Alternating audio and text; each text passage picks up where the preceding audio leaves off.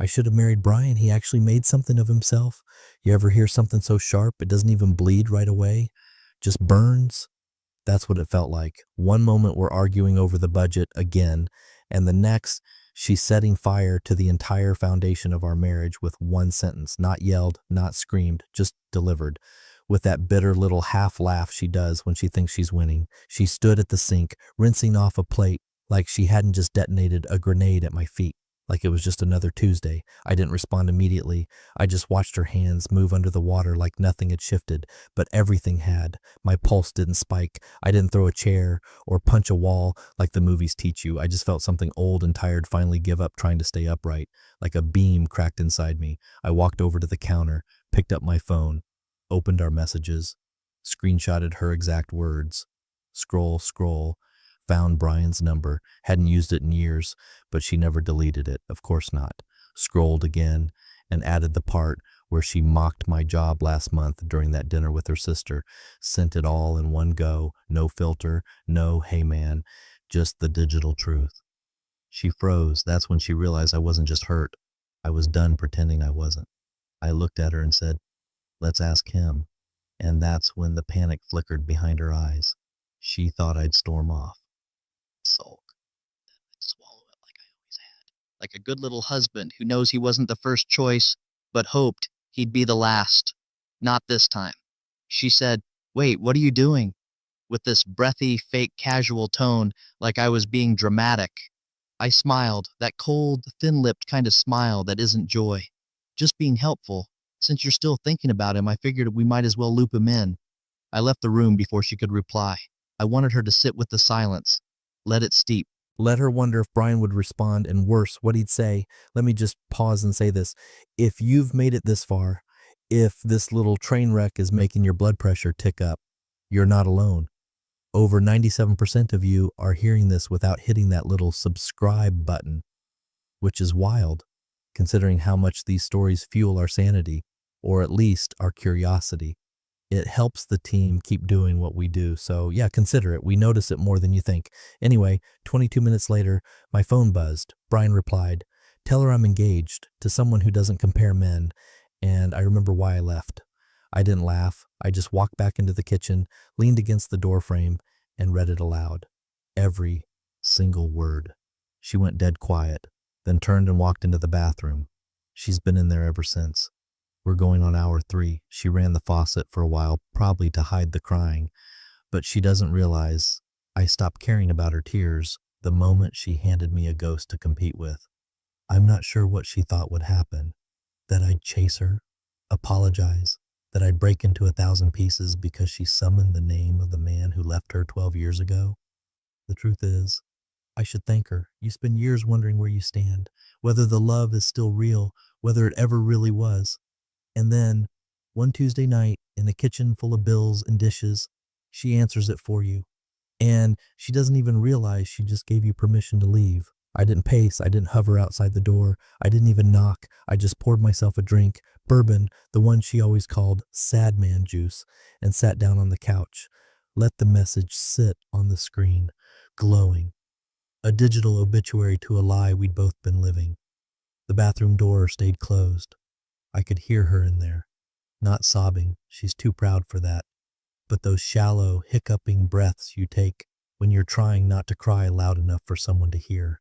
Tissues rustling, a bottle clinking against the sink, maybe perfume, maybe mouthwash, who knows. I reread Brian's message again, short, cold, precise, like a scalpel to the ego. Tell her I'm engaged to someone who doesn't compare men, and I remember why I left. He didn't even bother with punctuation in the last sentence. That made it worse somehow, like he was too done to give her proper grammar. I left the message open on the kitchen tablet and leaned it up against the fruit bowl. She'd see it eventually. And when she did, I want her to read it over her overpriced chia cereal in the morning. No dramatics, no yelling. Just clean pain served cold. You know what's funny? She used to tell her friends how mature I was. "He's so stable," she'd say, like I was a human paperweight. The safe pick, not exciting but solid. Now I wonder if that's all I ever was. A backup plan she convinced herself she could grow to love. She came out eventually. Maybe 2 hours in, didn't say anything. Eyes red but dry. She walked past me like I was the one who should be ashamed.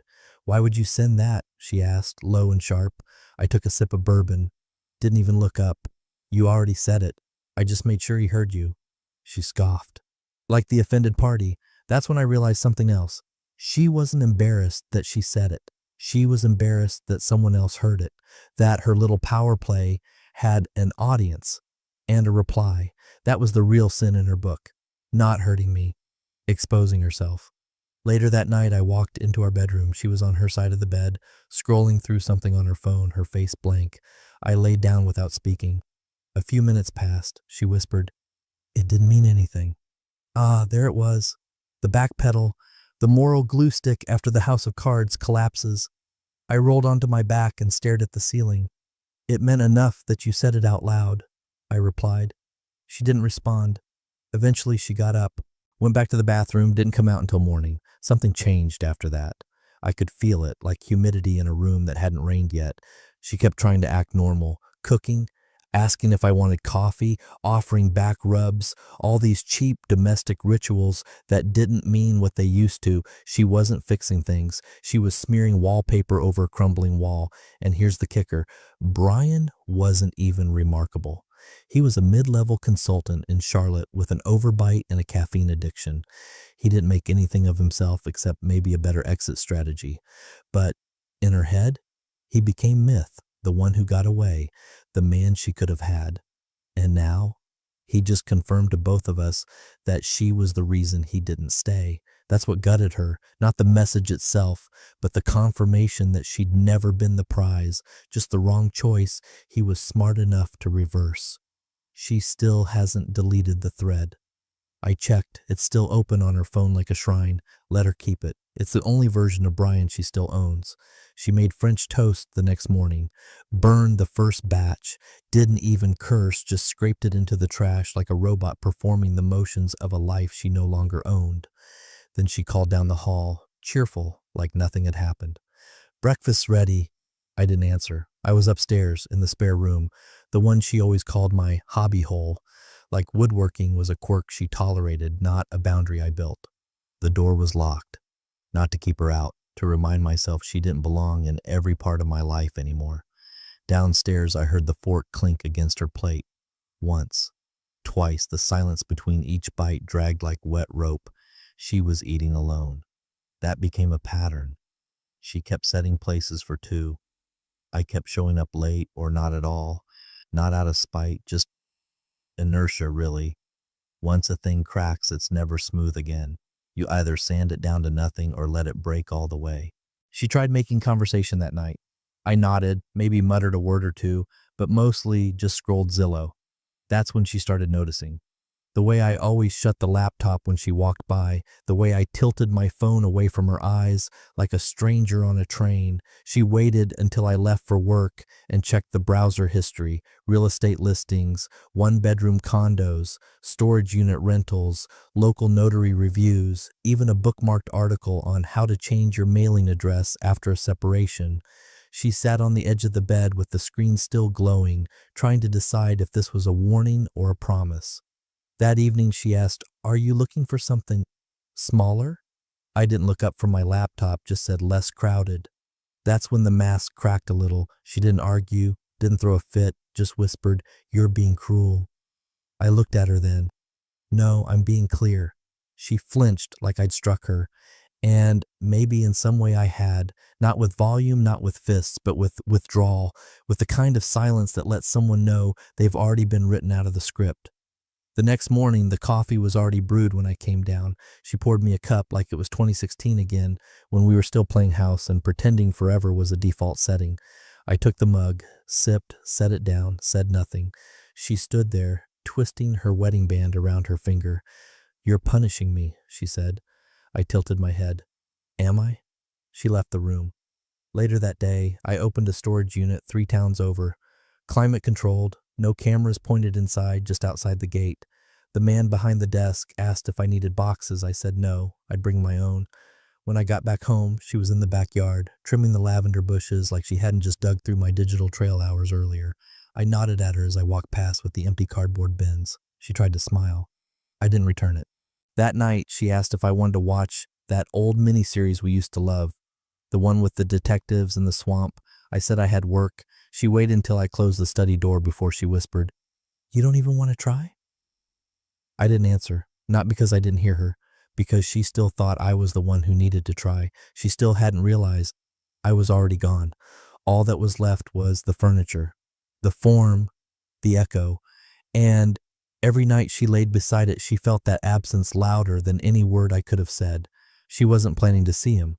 It was supposed to be a distraction, an art gallery opening, some boutique wine, small talk with her friend Monica about paintings neither of them understood, just something to scrape the fog off her brain. Her husband wasn't speaking to her. The house felt like a waiting room with no appointment. She needed noise, people, anything that didn't feel like punishment and silence. The venue was small, intimate, brick walls, raw lighting, wine poured from bottles that cost more than her monthly car payment.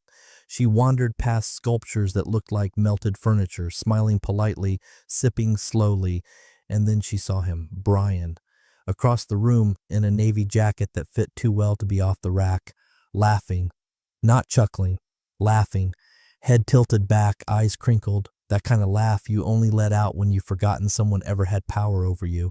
His hand was resting on a woman's back, not low, not possessive, just there, familiar, secure, the fiancé, and they looked real. That kind of real that isn't new and thrilling, but steady, built, like they'd already survived their hard conversations and kept walking anyway. She stood there for a beat too long. Monica followed her gaze and said, "Is that?" before trailing off. Without warning, her legs moved. She left Monica mid-sentence and made her way across the room like someone walking through water, slow but pulled forward by something invisible. He saw her coming. His smile didn't fade, but it shifted, tightened at the corners, became something polite, defensive. She stopped a few feet away, out of breath, though she'd barely walked 30 steps. "Brian," she said, soft, almost rehearsed, "can we talk?" The woman beside him looked at her, expression unreadable. Brian's hand didn't leave her back. He didn't flinch, just tilted his head a little, voice calm and flat. "You made your choice." She opened her mouth. Nothing came out. Brian nodded slowly. "I just remembered why I never fought harder." And that was it. No hug, no side conversation, no moment of dramatic longing, just a flat line of truth delivered like an invoice. "Here's what your memory left out." She stood there a moment longer, blinking. The woman, fiancé, offered a gentle, almost pitying smile. "Nice to meet you," she said, like the line you give to someone who used to be relevant. They turned away together.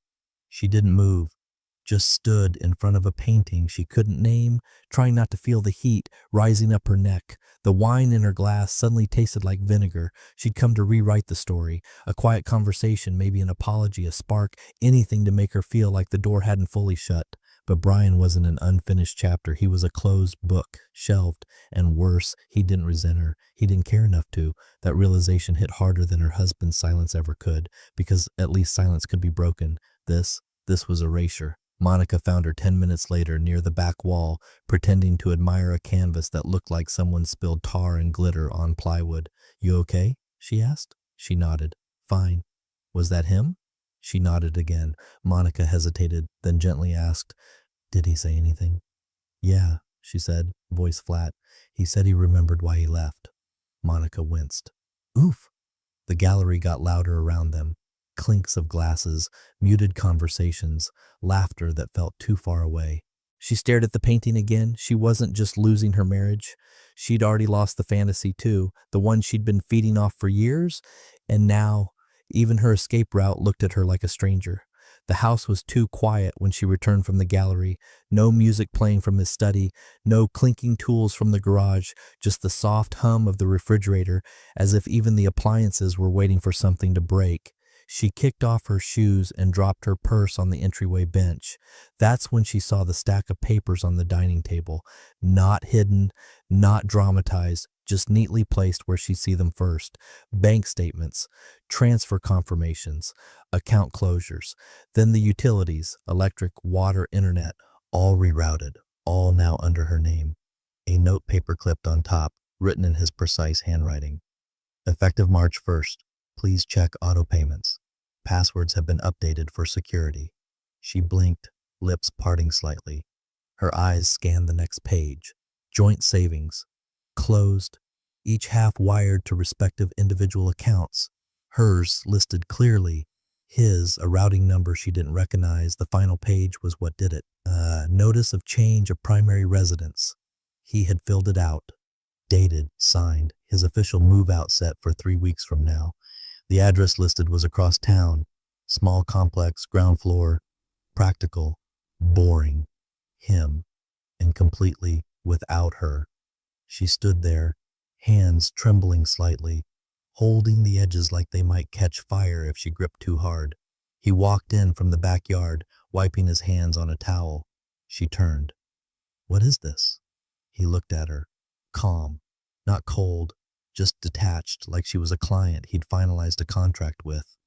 I'm giving you space, he said. She blinked again. Space? You wanted something different. I'm just making sure you have room to find it. Her mouth opened, then closed. No script came to mind. This isn't what I meant, she said quietly. He raised an eyebrow, not mocking, just unconvinced. Then maybe you should have chosen your words more carefully. She followed him as he walked to the sink and poured himself a glass of water. You're really going through with this? He sipped. It's already in motion. She stared at him. This man she thought she'd known, now unrecognizable in his stillness. Not rage, not sarcasm, just execution. And that's what scared her. Not that he was hurt, but that he wasn't asking her to fix it. 'Cause as long as someone yells, there's hope. As long as someone slams a door, there's still fire to put out. But this was ice. She tried a softer tone. Can we talk? He didn't look at her, just rinsed his glass and said, About what? I don't know. About us? He finally met her eyes. There's not really an us to talk about, just obligations, and I've taken care of those. She stepped back like the words physically hit her. He passed her on the way upstairs, towel still in hand, not breaking stride. Her knees buckled slightly. She sat at the table staring down at the papers. 3 weeks. 3 weeks until the move. She tried to imagine him packing, folding shirts into boxes, labeling kitchen supplies, all without discussion, without drama. Just done. Like a man who'd waited too long for something to change and realized silence was his last act of dignity. She looked down again. The address on his new form was in a complex they used to drive past, laughing at how plain it looked. You'd have to be a divorcee with no dog and a spreadsheet fetish to live there, she once joked. Now he'd chosen it, and somehow it fit, because he wasn't leaving for someone else, or to chase a thrill. He was leaving for stillness, for privacy, for a life that didn't require translation or compromise. She folded the papers, hand trembling. He was building his exit quietly, which meant she couldn't tear it down with noise. It was almost midnight when she gave in to the impulse. The glow of the hallway nightlight barely reached the kitchen, but it was enough. She sat hunched at the table, her fingers hovering over the keyboard of her phone, the cursor blinking like a dare. Her husband was upstairs, likely asleep, or pretending to be. The text sat half-written for nearly 20 minutes. I was wrong. I never stopped thinking about you. Simple, dangerous, reckless. She read it 3 times, considered adding more, a qualifier, a breadcrumb of regret. But anything beyond that would sound too desperate, and even she knew that desperation was no longer a currency she could afford to spend. She hit send. The blue bubble floated up and sat there. Delivered. Seen? No. But she stared at it anyway. Maybe he wouldn't respond. Maybe he would. Maybe he'd say he still thought about her too, that this engagement was a mistake, that there was a version of their lives still worth reaching for. She didn't sleep, left the bedroom door cracked, phone screen turned upward, volume up, nothing. When the sun began to sneak through the blinds, she still hadn't heard back. The screen remained blank, mocking. She finally closed her eyes for 20 minutes on the couch, clutching her phone like it might warm in her palm and give her an answer. Instead, it was her husband who gave her one. She didn't hear him come downstairs, just the click of ceramic on the counter. A mug? No. It was harder than that. Deliberate. When she sat up, he was standing by the kitchen island, Calm, hair slightly messy, fully dressed, shoes on. He slid something across the granite, her phone. She reached for it, confused, until she saw the screen. Her messages to Brian were open. Only one message sent. No reply.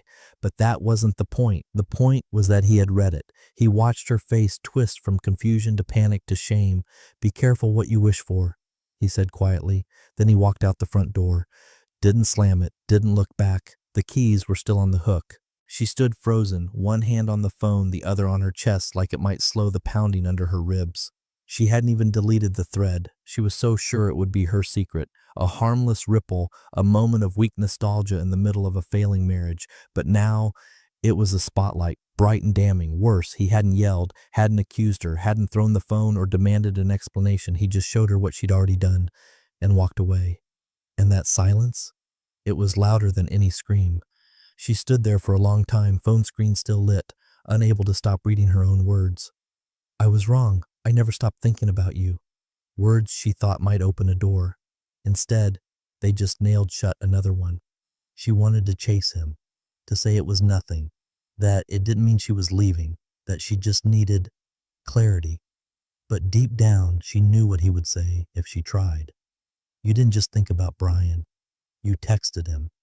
And you did it while I was still in this house. The betrayal wasn't in the act, it was in the calculation. And now there was no walking it back." She looked at the phone one last time. Still no reply from Brian. But the only man she truly wanted to respond to was already gone. The invitation came from Dana, one of those relentlessly well-meaning friends who always seemed to know when someone was circling emotional rock bottom. Lunch at a downtown bistro, nothing heavy, just us girls, she'd said. Light conversation, fresh air, something to clear the fog. She almost didn't go, but the walls of the house had started pressing inward, and the silence wasn't just coming from her husband anymore. It was radiating from her own phone. No texts, no messages, no soft check-ins from friends who used to care about her mood swings or date night stories. The usual support channels had gone quiet. So she said yes. Dana smiled too much when they greeted each other. That's how she knew something was off. The kind of smile people wear before they break bad news or ask awkward questions. The others arrived. Monica from the gallery, and Lacey, who she hadn't seen since Christmas. 3 salads, 2 glasses of white wine, and one forced anecdote about a new Pilates instructor later. Dana leaned forward and asked, "So, you and Kevin, how are things?" She stiffened, smiled too tightly. "We're working through some things." Monica looked down at her wine. Lacey didn't look up at all. Then Dana, as delicately as she could muster, said, "Someone told me you mentioned Brian during a fight in front of Kevin?" The air around the table shifted. She tried to laugh. "Oh God, that? It wasn't like that. It was just heat of the moment, you know? We were arguing. I didn't mean it." Dana blinked slowly. "But you did say it?" "Guys," she said, chuckling, "we've all said stupid things in a fight.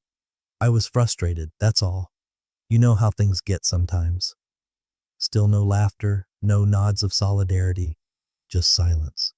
Then Monica, quiet but firm. "No wonder he's leaving." Her stomach dropped.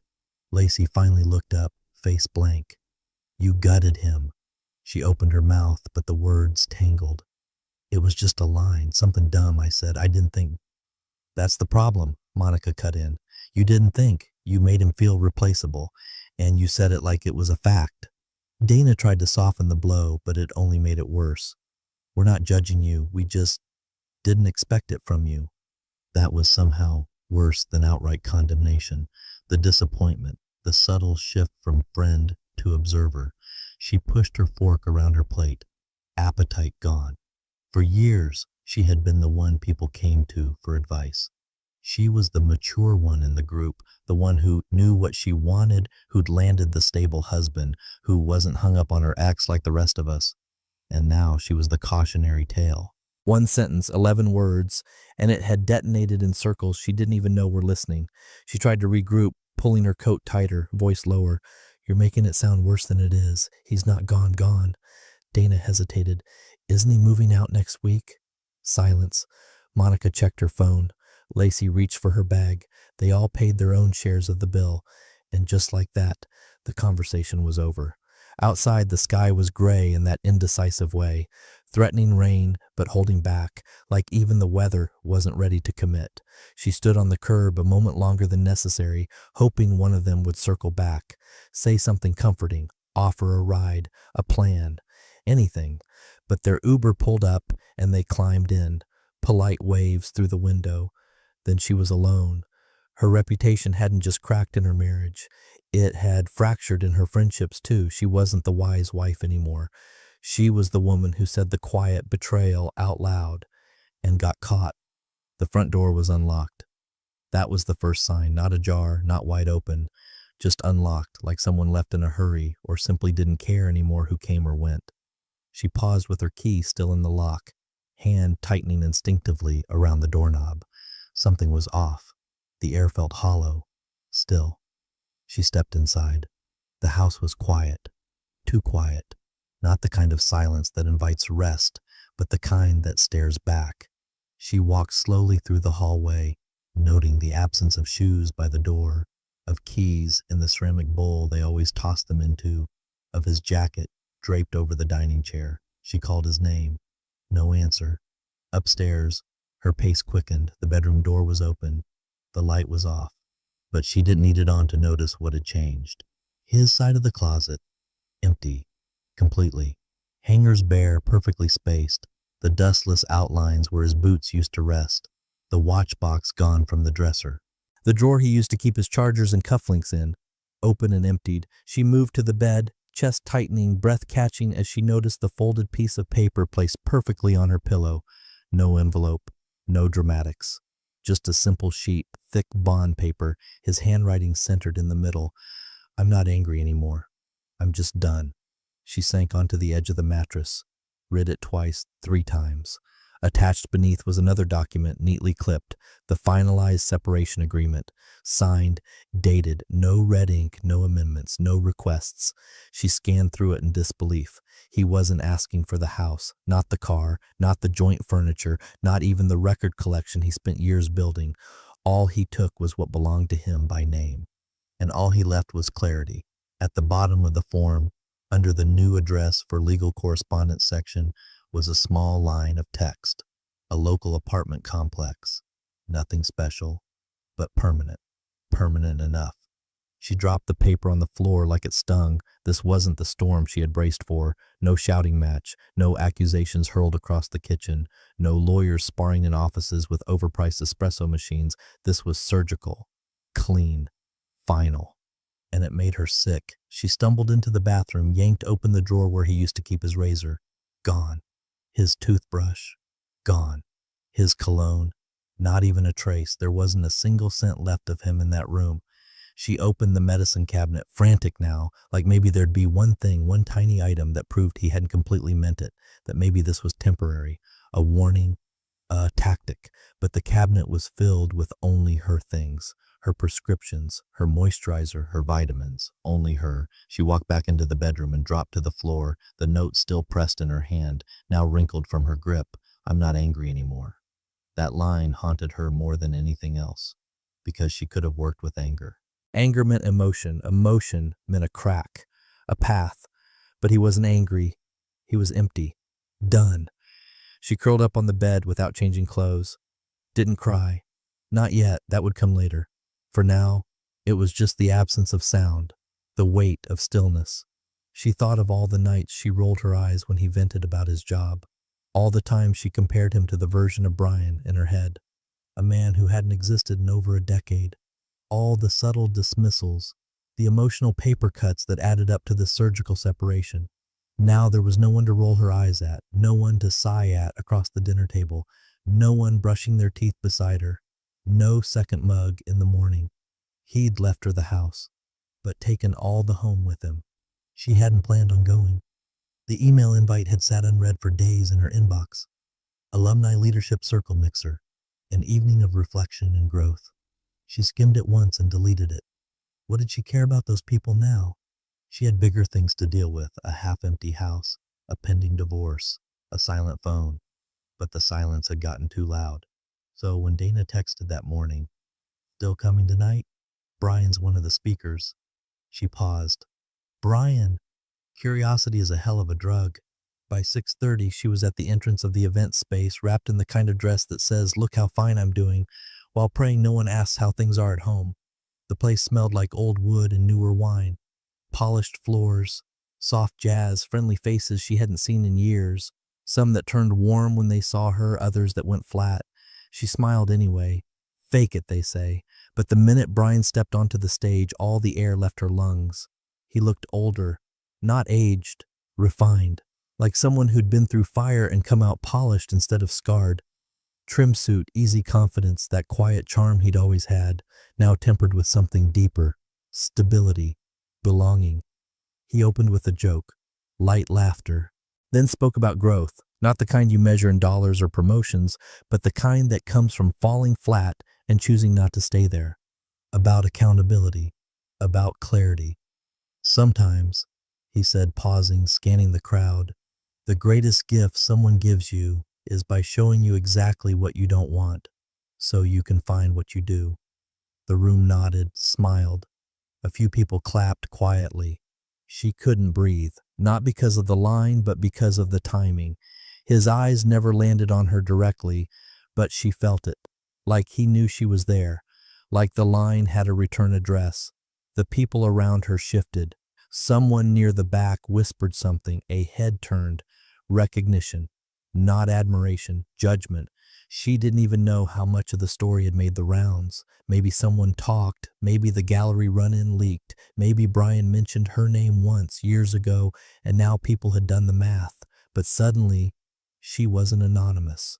She was the footnote in someone else's redemption arc. The example, the cautionary tale. After his speech, Brian stepped off the stage and into the crowd.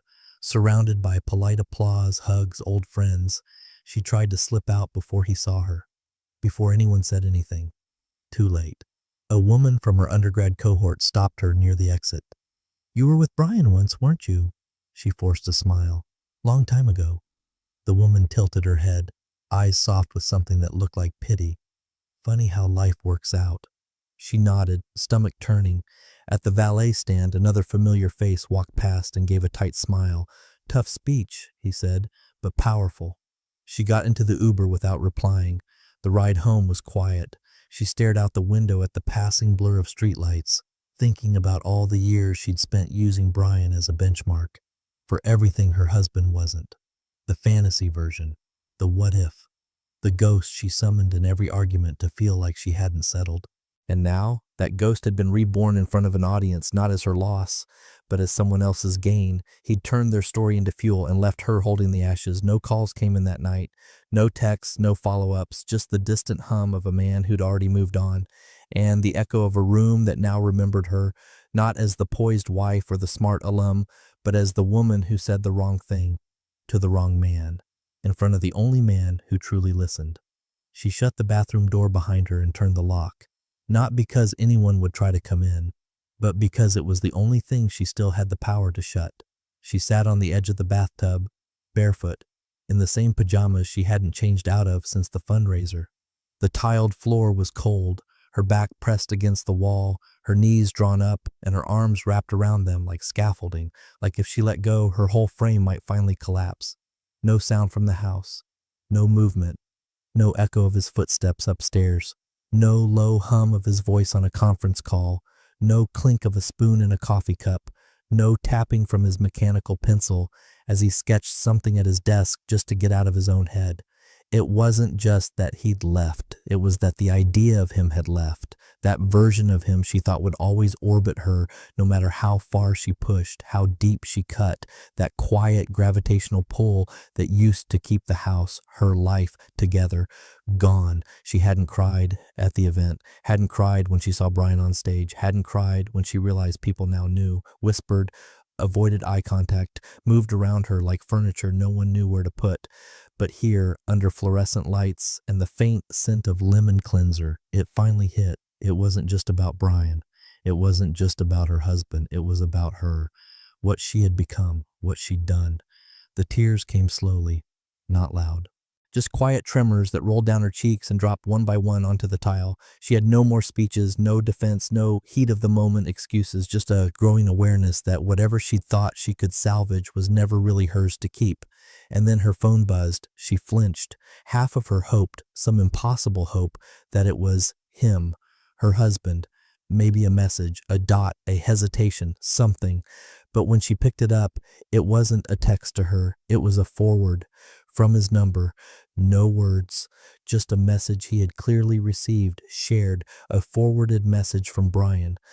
You did the right thing. 7 words, no signature, no timestamp, just that. She stared at it for so long the screen dimmed. She tapped it back awake. Read it again. You did the right thing. It was the final nail, not because Brian had replied, but because of who he'd replied to. Her husband, not her, not you, not tell her I said, no. He was speaking to the man she tried to humiliate, the man who stayed quiet, the man who didn't yell when she mentioned Brian's name in contempt, the man who moved out without taking $1 more than what was his, the man who watched her reach for an escape hatch and decided to hold the door open instead. You did the right thing. That wasn't forgiveness. It was confirmation that her husband's silence wasn't weakness, that his absence wasn't retreat. It was the final move, the checkmate. Even Brian, her golden ideal, her twisted daydream, her self-created what if, had just signed off on the ending. She turned the phone over, face down on the floor, closed her eyes, listened to the nothingness outside the bathroom door. For the first time in weeks, no one was on the other side. No footsteps, no judgment, no one waiting. Because the man she thought would always wait wasn't hers to lose anymore.